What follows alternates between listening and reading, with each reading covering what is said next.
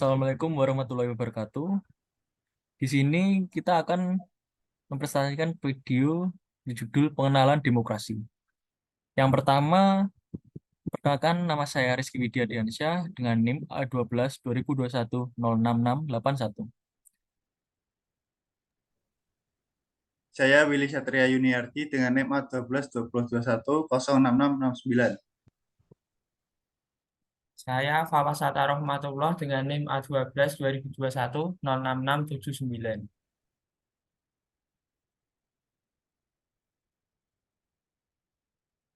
Apa itu demokrasi? Demokrasi adalah sebuah bentuk kekuasaan atau kratein dari, oleh, dan untuk rakyat atau demos. Artinya, negara yang diselenggarakan berdasarkan kehendak dan kemauan rakyat. Bagaimana menurut para ahli? Abraham Lincoln, Presiden Amerika Serikat ke-16, demokrasi adalah pemerintah yang berasal dari rakyat, oleh rakyat, dan untuk rakyat. Yang kedua ada Joseph Schumpeter, seorang ahli ilmu politik. Demokrasi adalah suatu perencanaan institusional untuk mencapai keputusan politik di mana individu memperoleh kekuasaan untuk memutuskan cara perjuangan kompetitif atas suara rakyat. Yang ketiga, Charles Costello, seorang ahli hukum. Demokrasi adalah sistem sosial dan politik pemerintahan diri dengan kekuasaan-kekuasaan pemerintah yang dibatasi hukum dan kebiasaan untuk melindungi hak-hak perorangan warga negara. Yang keempat ada Jeff Haynes, seorang ahli hubungan internasional. Demokrasi dapat dibagi menjadi 3 jenis utama, yaitu demokrasi liberal, demokrasi sosial, dan demokrasi partisipatoris. Demokrasi liberal menekankan pada perlindungan hak-hak sipil dan politik. Demokrasi sosial menambahkan aspek kesejahteraan sosial dan ekonomi, dan demokrasi partisipatoris melibatkan partisipasi langsung rakyat dalam proses demokrasi. Meskipun rakyat berkuasa, tetapi prakteknya ketidaktentuan tentang lembaga-lembaga. Artinya, demos bukanlah rakyat keseluruhan, tetapi hanya populus tertentu, yaitu mereka yang berdasarkan tradisi mengontrol akses ke sumber kekuasaan atas hak prerogatif dalam pengambilan keputusan yang berkaitan dengan pemerintahan. Apa saja bentuk demokrasi?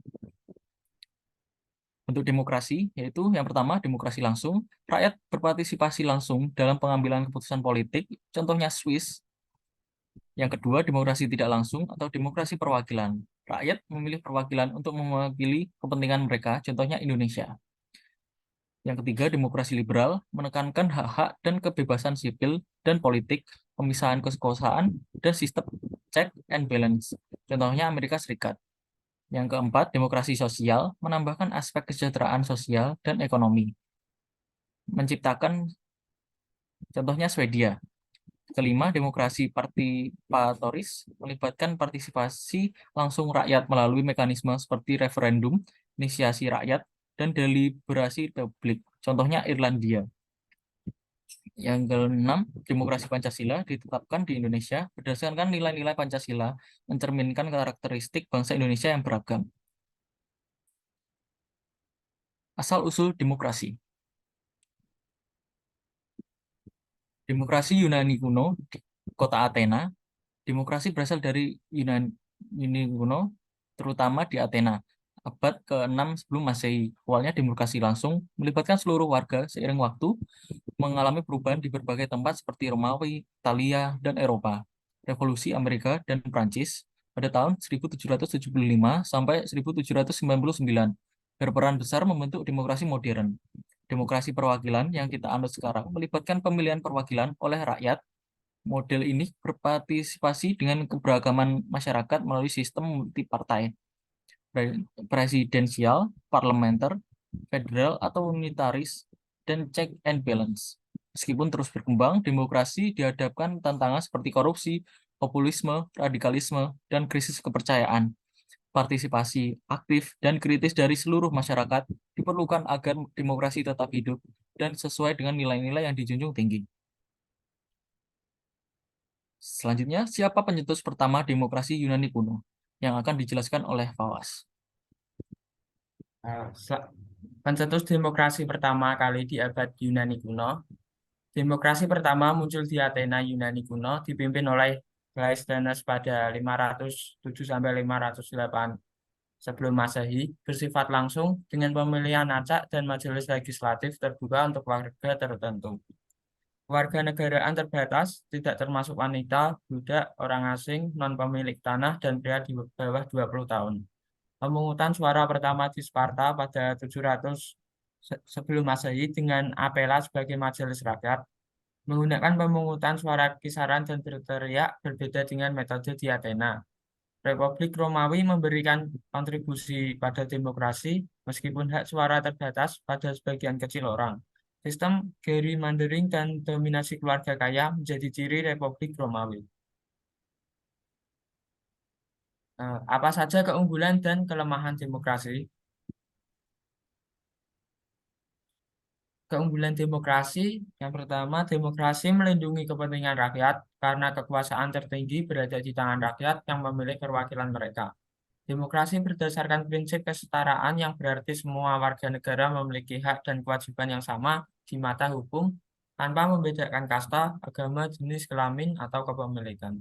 Demokrasi menjamin stabilitas dan tanggung jawab dalam pemerintahan karena perwakilan rakyat harus bertanggung jawab kepada rakyat yang memilihnya dan dapat diganti tanpa perlu revolusi.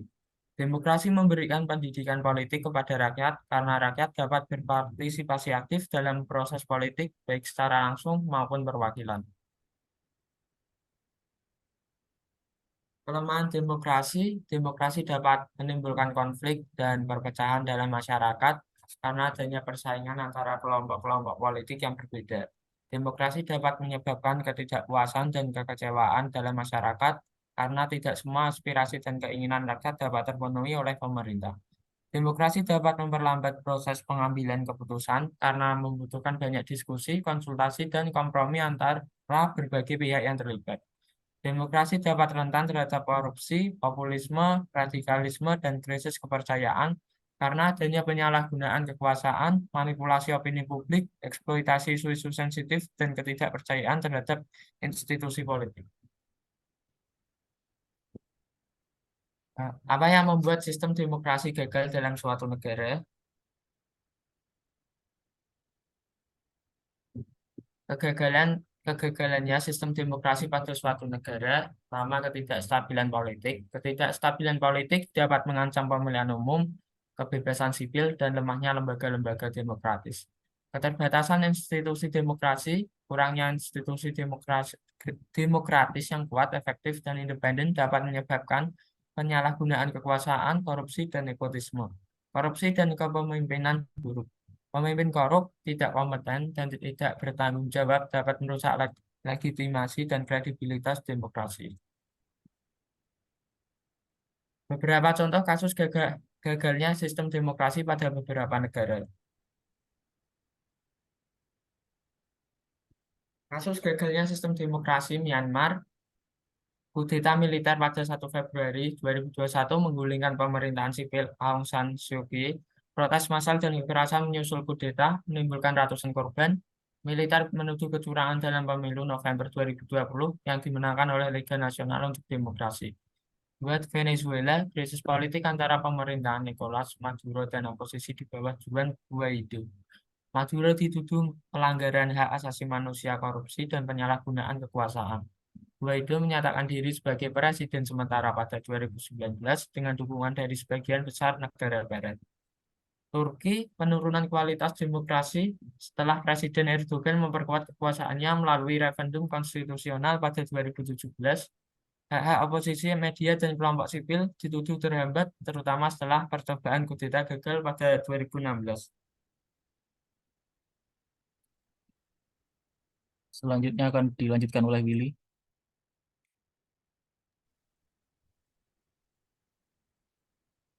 Selanjutnya, bagaimana untuk gagalnya sistem demokrasi dalam negara kita sendiri, Indonesia? Next. Kasus gagalnya sistem demokrasi di Indonesia. Di Indonesia, demokrasi menghadapi tantangan-tantangan yang menghambat perkembangan demokrasinya, termasuk politik uang dalam pemilu, keterbatasan kaderisasi partai politik, populisme, korupsi politik, dan banyak lagi. Hal ini terlihat dari survei yang dilakukan oleh Lembaga Survei Indonesia atau LSI pada 2020 yang menunjukkan bahwa indeks demokrasi Indonesia turun dari 72,11 pada 2019 menjadi 70,9 pada 2020. Survei tersebut juga mengidentifikasi 31 tantangan yang menghambat perkembangan demokrasi di Indonesia. Bagaimana untuk memperbaiki gagalnya sistem demokrasi? Mengatasi gagalnya sistem demokrasi, yang pertama memperkuat institusi demokrasi seperti partai politik, parlemen, pemerintah, peradilan, media, dan masyarakat sipil. Institusi ini harus berfungsi secara efektif, independen, dan transparan, serta mampu mengakomodasi keberagaman dan kepentingan yang berbeda dalam masyarakat. Yang kedua, membantu korupsi dan penyalahgunaan kekuasaan yang merusak prinsip-prinsip demokrasi dengan merampas dana publik yang seharusnya digunakan untuk kesejahteraan rakyat, penegakan hukum yang kuat dan transparansi dalam pemerintahan yang diperlukan untuk mengatasi masalah ini. Yang ketiga, menjaga toleransi dan kerukunan antar kelompok agama, etnis, dan budaya yang merupakan syarat penting untuk mewujudkan demokrasi yang sehat dan harmonis. Negara harus mampu menjamin kebebasan beragama dan berkeyakinan serta melindungi hak asasi manusia dari segala bentuk kekerasan, diskriminasi, dan ekstremisme.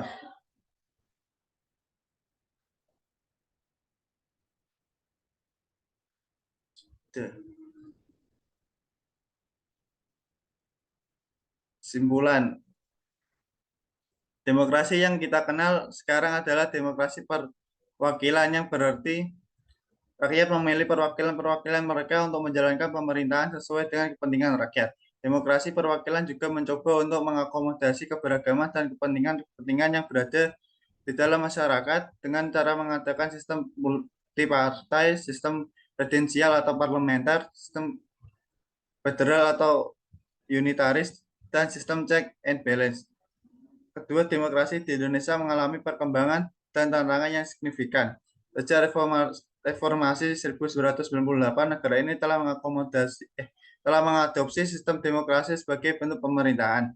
Namun, demokrasi di Indonesia masih menghadapi tantangan-tantangan seperti politik uang dalam pemilu, keterbatasan kaderisasi partai politik, populisme, korupsi politik, ketidaksetaraan sosial dan ekonomi, kekerasan terhadap pekerja media, dan ideologi agamis, radikalis, fundamentalis, dan ekstremis.